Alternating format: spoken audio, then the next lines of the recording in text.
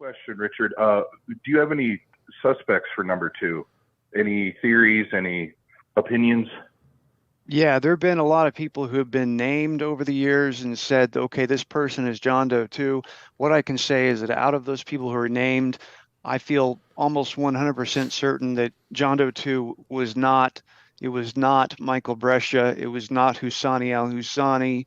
It was not Jose Padilla. These are people who are named as who John Doe 2 is. And as far as who he actually might be, um, one possibility is a guy named um, Muhammad Ali Muhammad.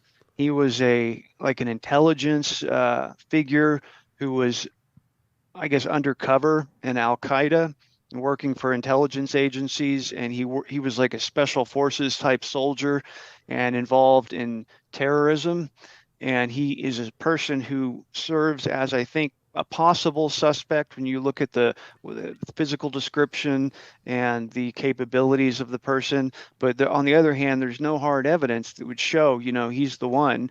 And that same can be said for just about anybody. There isn't any hard evidence that points to an identification in almost anybody's case. That name you put out there sounds a little weird to be working with some white supremacists. That's the first kind of thing I thought as well, to be honest. It certainly does, yes. Yeah. Do you have any?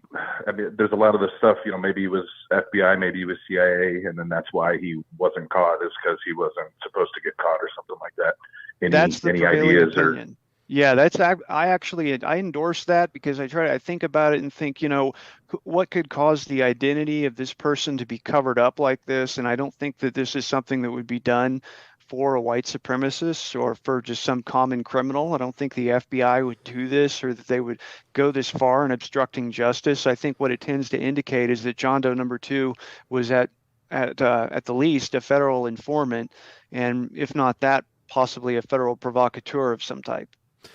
Now, is there some kind of rule with like informants though, where they can only be involved like so much in the commission of you would imagine that they would say, hey, you can help maybe plan this, but also isn't the point of an informant so that the actual thing doesn't end up happening? Right, exactly. The informant's there so you can bust it, and bust these guys. But as you find in real life, a lot of times things tend to go sideways, and also when you're dealing with informants, you're often dealing with someone who might be working, they might be doing it under duress, and they don't necessarily have an allegiance to the federal government. They're doing it because they have to.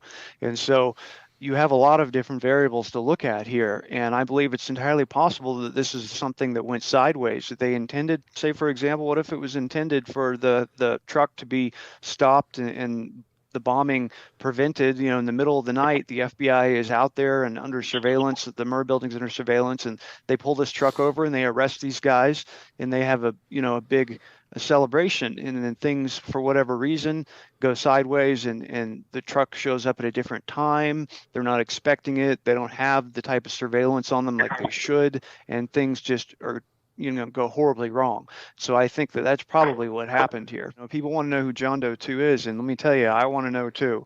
He's the key to all this. And when I think about what would cause the FBI to lie like that, to cover up like that, to obstruct justice in the investigation, to hide videotape, it most certainly is not a neo-Nazi. No, they're not gonna do that for but you would think that an informant would not have got to that point where they're running out of the truck moments before it's about to blow up. So you would think, but also think about this. At that time, cell phones were not prevalent. They were big, bulky bag phones. So you may have a situation, for example, say this informant is with McVeigh and he's with him night and day on like April 18th, April 19th, and he thinks they're going to deliver this bomb in the middle of the night and the FBI is going to swoop out and pick him up. What if instead the plan gets changed and McVeigh knows or has a suspicion that this guy's an informant? So he is just watching him like a hawk, and the guy cannot get away. He can't get to a payphone without coming under suspicion. And so he just has to be quiet and hope that the guys who are there to arrest them are still there when they arrive. I can see a situation where he is isolated from handlers, or he is isolated from his superiors, and the plan gets changed on them.